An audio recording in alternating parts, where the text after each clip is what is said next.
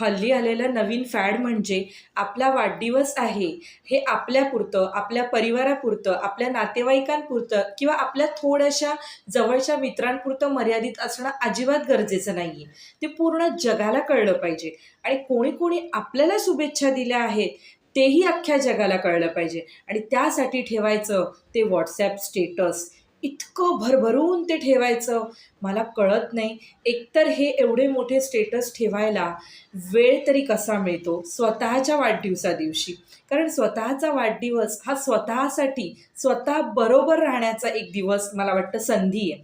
कारण हल्ली आपण सगळेच कोणीच म्हणजे असं नाही आहे की मोबाईलशिवाय आपण जगू शकतो. तर त्याच्यामुळे मोबाईलला थोडासा कमी वेळ देऊन आपण आपल्यासाठी, स्वतःसाठी, मी तर म्हणते परिवारासाठी बाजूला राहू देत. एक आपल्यासाठी दिवस काढू नाही का शकत? आपल्याला जे आवडतं, जे पटतं, जे चांगलं वाटतं, जे काही करायचं